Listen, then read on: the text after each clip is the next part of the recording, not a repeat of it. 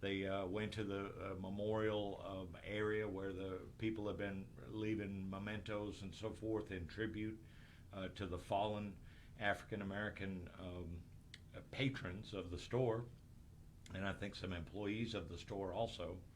Apparently, the kid had gone there the day before, scoping it out, and somebody offered him a drink. A black employee at the supermarket. He claimed to be thirsty or something, and a black employee gave him a drink. I don't know whether it was a Coke or a bottle of water or whatever.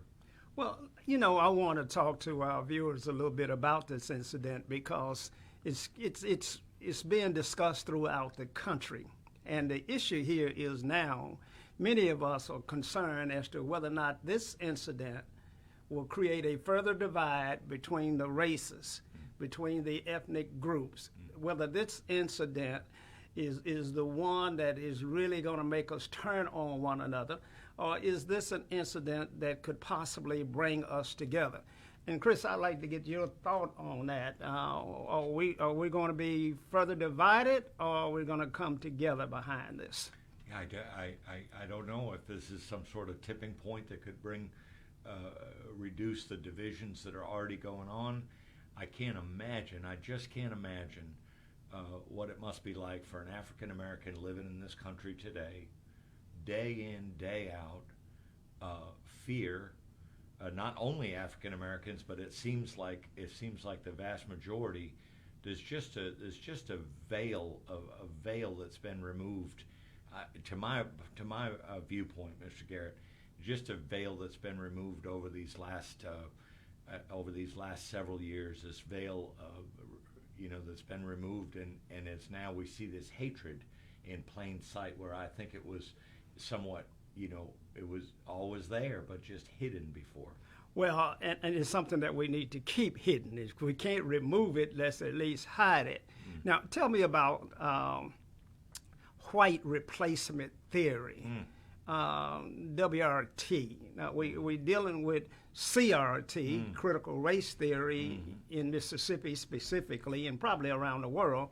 And now we hear the slogan, white replacement theory, WRT. What does the acronym stand for, and what does it mean? Well, that's it. But really, I mean, what I see is a code going on here, and what you got, I never want to get too far away from the census. The census is a very informative piece of information.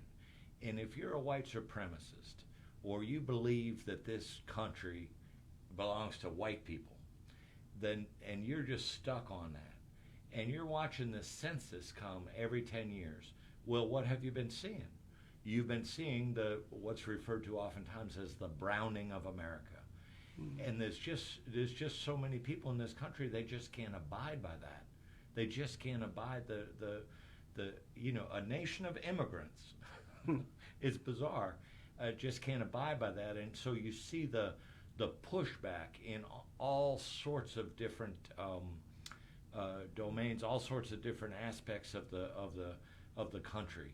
And I believe that these mass shootings are part of that.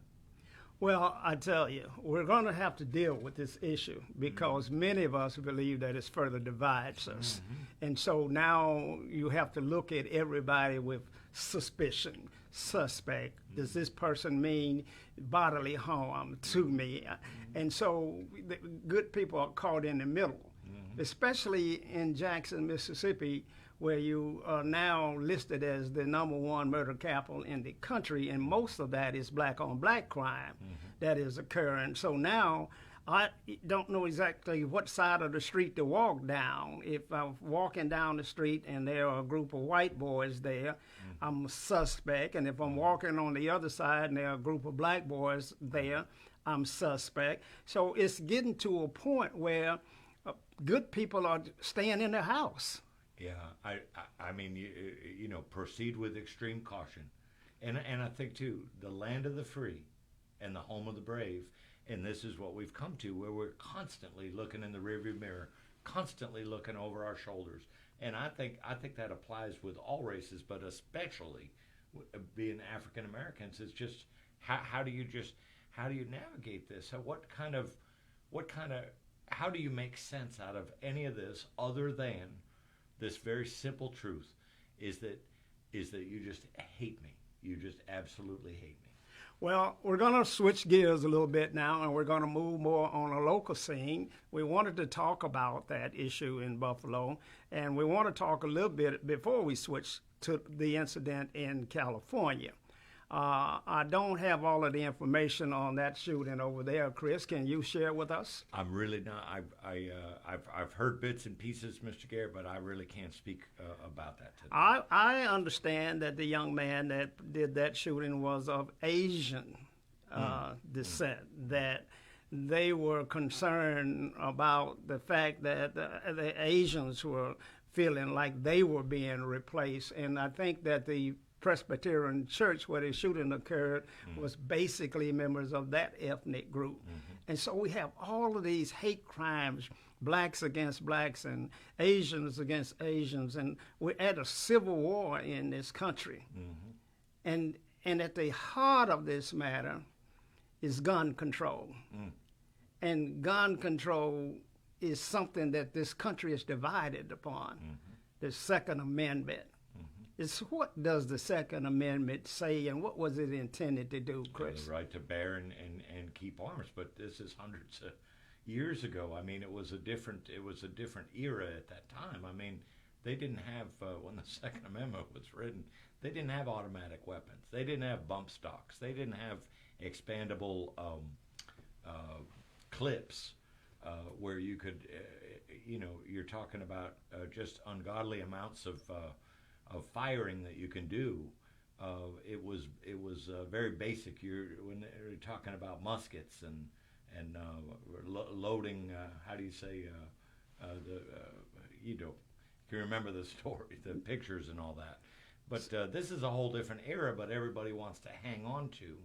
And again, is there not a tie-in to the fact that again, we're losing our country, This is white people are going to claim. These white people claim this, and so we're gonna maintain our defense. We're going to maintain our guns. And we see that when gun control is out of control, there are devastating things. Actually, the war with the Native Americans changed when the Gatling gun was introduced. It is the primary reason that the Europeans were able to win that war. Technology, intensive firepower, much more than what we'd ever seen before. And what happened was we destroyed a whole group of people. And if we're not careful, if we don't get guns under control, history will repeat itself. And we will destroy a whole nation of people, but it won't be one ethnic group. And I can't recall now where I heard it. In fact, it could have been from you about how when these mass shootings occur, you're talking about everybody's focusing on the immediacy of the crime and of the murders and the people involved, and yet this changes those families' dynamics for hundreds of years to come. Yeah, it just absolutely destroys families, and the legacy just shifts. You've lost your loved ones. Children are fatherless and motherless at this point in time. Children unborn will never have an opportunity to share in this great dream, and it's just terrible what happens when that occurs. And so, our hearts go out to the people both in California and the ones in Buffalo as they deal with the arrangements and all of the necessary things that have to go on now to try and prepare themselves to bury their loved ones. It's in this country, the settlement of estates is a tremendous ordeal. And so, and I know, people weren't prepared for all of that. You go to the grocery store thinking you're coming home to fix dinner, and yet your whole world changes overnight. So our hearts go out to them. gun control, Second Amendment. Those are issues that we're going to talk about. Those are issues that we have to understand. Now, here in Mississippi, we have what's called the Castle Doctrine. Chris, this is where you're able to defend yourself, to shoot anyone that's on your property, and it even extends out to your car. If an individual is in your car, you're able to shoot and kill that individual without the fear of criminal charges. At the same time, when you introduce a castle doctrine, you also introduce the fact that anybody can bear arms and wear arms out in public. Open carry laws. So you get open carry laws, you get a castle doctrine, you get hate crimes, and you get all of this fuel. Right. What do you expect to happen? Yeah.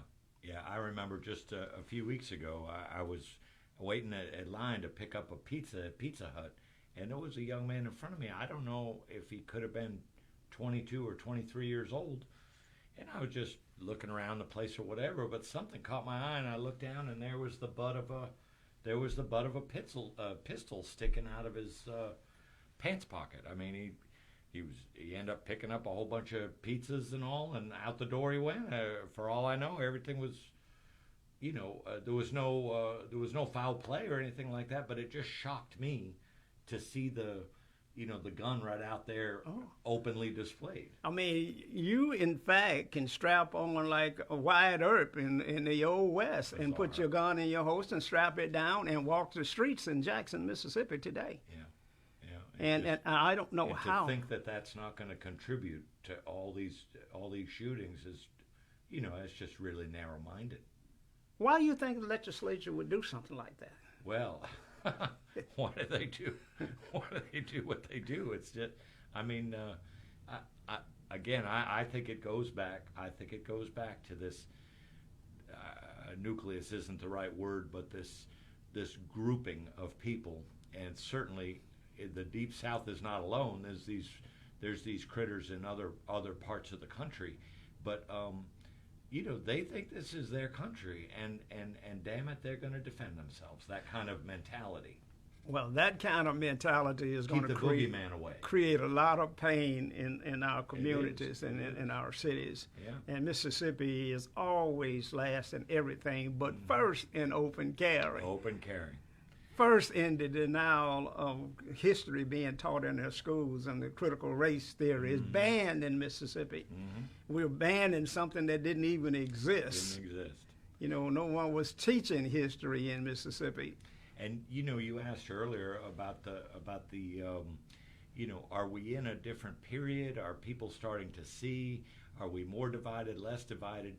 We're 5 days away right now from the second anniversary of George Floyd's killing. Wow. And I thought, wow, this is really, and people did take to the streets all over the country. There were marches, there was white people getting involved, saying, no, this is just wrong, because everybody watched it. Yeah. Thank God for that little girl with the cell phone, or, because that's what has to happen. It's almost like you have to tie people's hands behind their back to move them into a position where they can't deny it, because they'll look to deny. They will. It's just like with Eric Garner. They acquitted remember the I Can't Breathe? Out there on the street corner selling shorties, selling little cigarettes, Pardon me. And he had to die over that? Totally unarmed. Last words he said, I can't breathe. I can't breathe. But they acquitted the police that did that. Wow, we're going to have to make a lot of changes in this society, and we're going to talk about who is responsible for making those changes, the leadership in these communities. We're getting ready to go to a station break, but our broadcast is being brought to you by WeBelieveDigital.com. We're broadcasting live on Roku TV, on YouTube, on Facebook, and our very own platform, WeBelieveDigital.com. We're being seen in over 139 countries throughout the world, in Israel, in Ukraine. We've been seen throughout the entire world. So we want you to join our show. You'll be getting notifications on Facebook when we're going live. We have a complete line of programs that we bring each and every day, most in the afternoons and the evening hours. So visit WeBelieveDigital.com and stay abreast of the best programs that you're going to find anywhere in the country. On Roku TV, our app sits right there next to Showtime and Netflix. So you know we're there, and this broadcast, this podcast that you're seeing today can be seen at your leisure anytime that you want to. You don't have to make sure that you run to get the news at 6. You get the news when you want the news, and that's the way society has changed today. All of these shows will be recorded and will be stored on our own platform, so you can retrieve them at any time that you'd like to at no cost at all. So we're here for you. We're getting ready to go to station break, and we'll be right back after this message. SGECOVIDsolutions.com is paving the way forward for a safer city government, delivering cutting-edge biosecurity and biosafety protocols developed internationally by top virologists and scientists using an all-natural cleaning solution, killing COVID-19 on contact like no other product on the international market. For more information, please call 1-800-281-9080 or visit us online at SGECOVIDsolutions.com. Let SGECOVIDsolutions.com provide innovative rapid facilities testing and world-class state-of-the-art biorisk safety protocols for all of your coronavirus needs. Call 1-800-281-9080 or visit us online at SGECOVIDsolutions.com.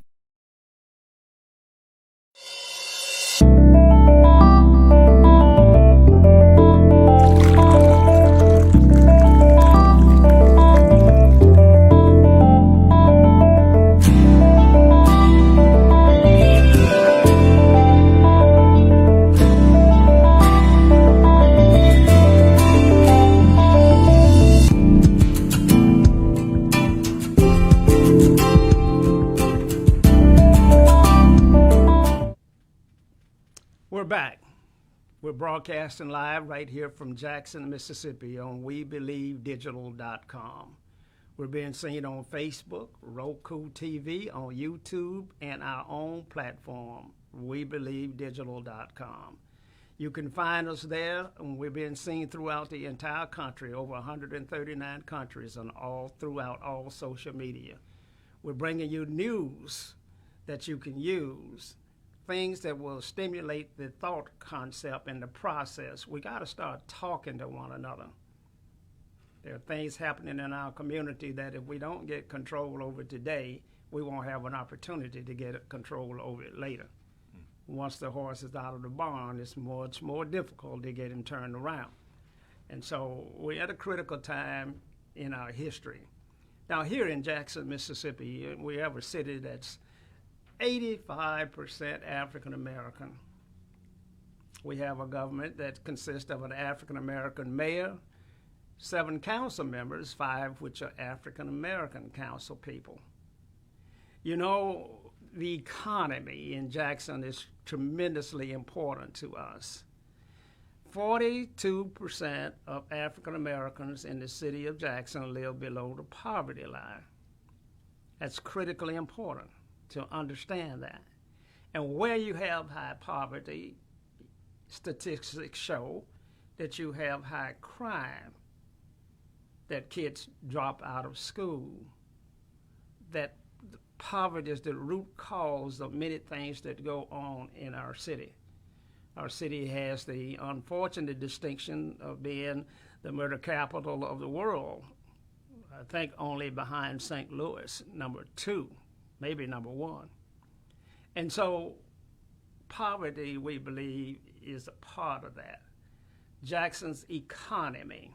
Now, many people don't understand what the economy is when it comes to government.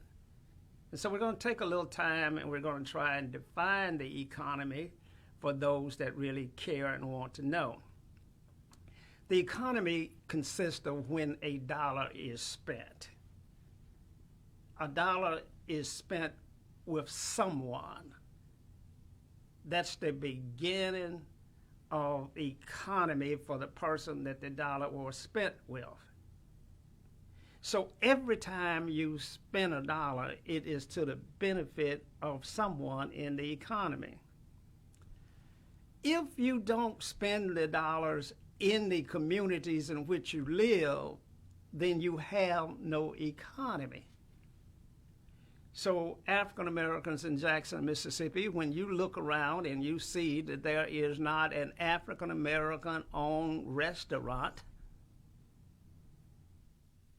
that you can take your families to and sit down and enjoy a great 7-course meal if you choose, when you know that that's not there, but you know that you are eating every day, you know that you're benefiting someone else's economy and not your own. The point is this: we have to shop with one another. We have to make our dollars turn over in the community. We have to buy clothes, shoes, and boots, cars, and tires from black folk in the community so that the dollar turns over 10 to 11 times in the community. You see, when a dollar turns over 10 times, every $100 that he spent, that's $1,000 ripple in the economy when the dollar stays in the economy. And so you can see the tremendous impact it would have. So we're poor because we don't have an economy. We don't trade with one another.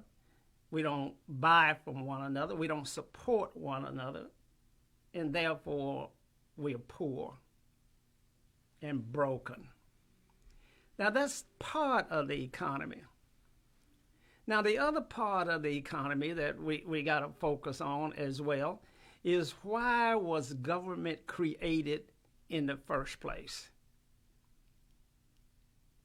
You got to remember this, that commerce came before government. Business came before government. Business created government. Government didn't create and cannot create business. Businesses created government. And why did they do that? Because it gave them the ability to collect the dollars from all of the citizens and put it in a central place so that they could award contracts to the individuals that lived and worked and resided in that community. So we all pay taxes. And the government spends those dollars on police protections, fire protection, water and sewer, streets, roads, bridges, things of that nature. That's an economy. So they take the money from the citizens, they put it in a central pool, they award it back out to citizens and contractors that live inside of the city. That's what it was designed to do. So that's an economy when you get taxation.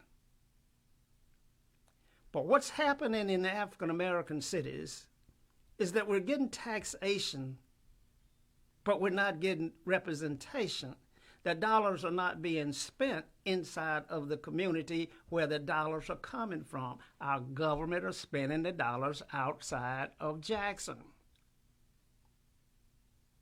We don't even employ people in government that live in the city. And so Jackson becomes poor and poor, and communities around it become more prosperous.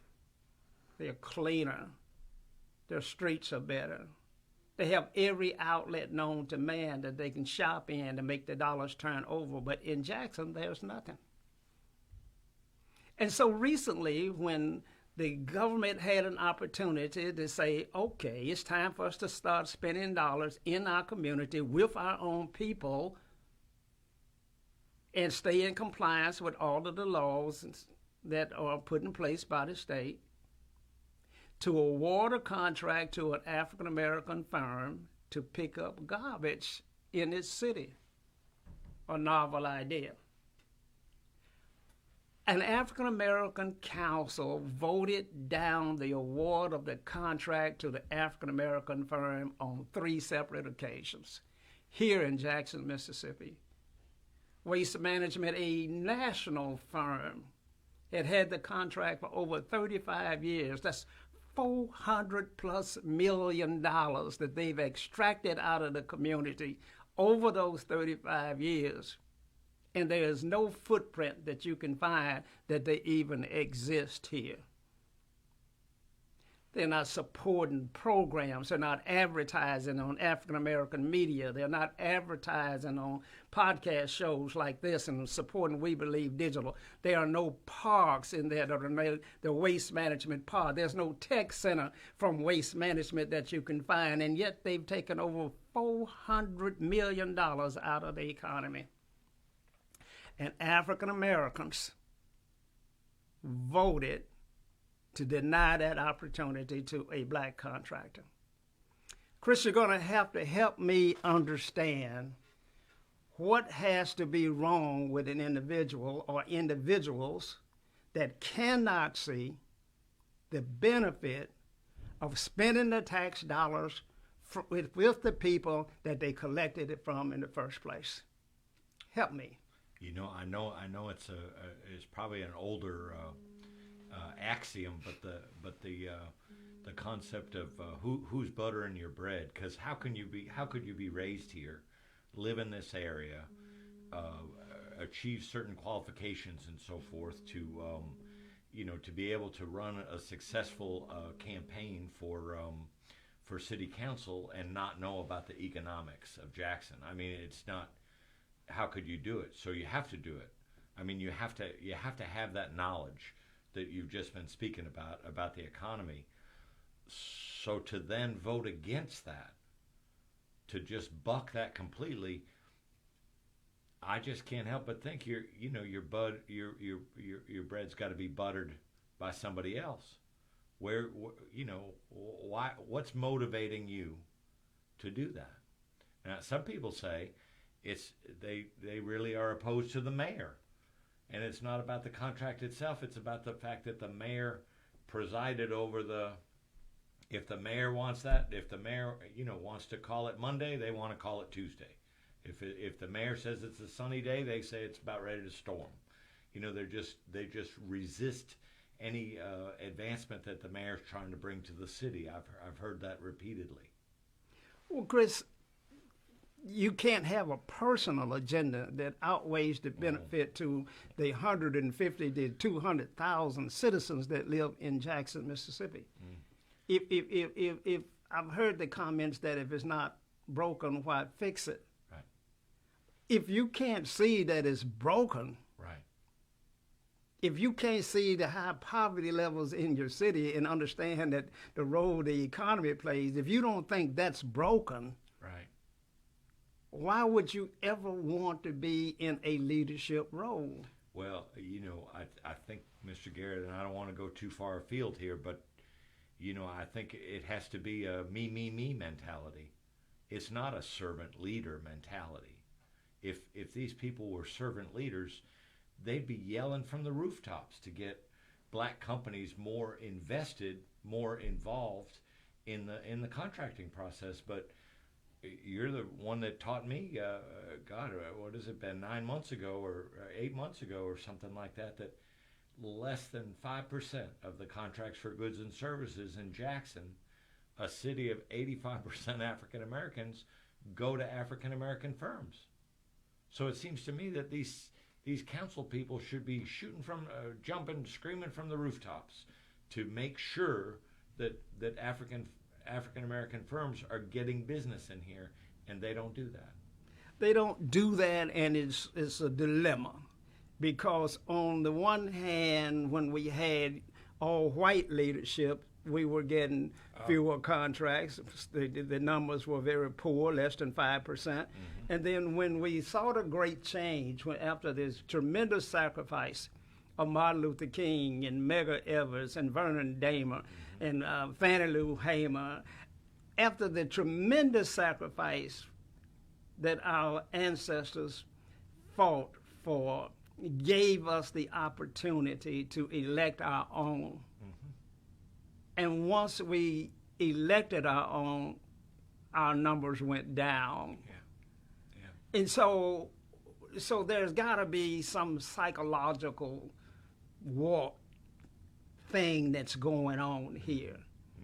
And what we're talking about is nothing personal. We're not talking about personal issues and philosophies here.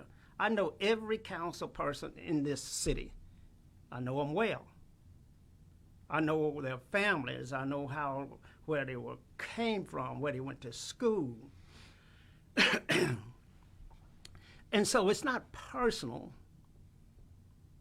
But when you deny opportunities to your folk, our mayor, the late Chokwe Lumumba, said, if you don't love the people, you will betray the people. Now, I didn't quite understand that the first time I heard him say that, because you have to love yourself. You have to love individuals that will come up through the same difficult times that you did, that look like you. You have to love yourself. And if you don't love yourself, then you're going to betray the people. I want to say that the African American business community has been betrayed, not only in Jackson, Mississippi, but it's being betrayed in Memphis, Tennessee, in St. Louis, in Birmingham, in Mobile. It's being betrayed throughout the entire South. African American businesses will do better in Seattle, Washington, or Portland, Oregon, or Utah, because you don't have many of them, and so they're not viewed as some great threat. But when 40% of your state population is African American, you do everything you can to keep them suppressed so that they won't create a need for white replacement theory. So you keep your knee on their neck, and you do that through African American leadership now, because you can no longer do it overtly as it was done during the days of the Klan. So we got some difficult times ahead. Martin Luther King said that. He had no idea that we would be having more difficult times than what he saw. But until we get effective leadership, until we get an economy, our schools will continue to suffer and decline. Our city will continue on a decline. We're losing our tax base. We got potholes so large that people are actually fishing in them. All of that is because we're not paying close attention to the economy and not supporting one another. This has been Newsbreak, brought to you by WeBelieveDigital.com. Y'all look at us on Facebook, on YouTube, on Roku, and WeBelieveDigital.com. We'll be back to you real shortly. You'll get a notification. Y'all stay tuned and be safe. Advertise on WeBelieve.Global, a brand new digital media platform. Share your brand with our audience on our many global live stream TV broadcasts and over the radio. For more info, visit WeBelieve.Global or call 800-492-5186, option 1.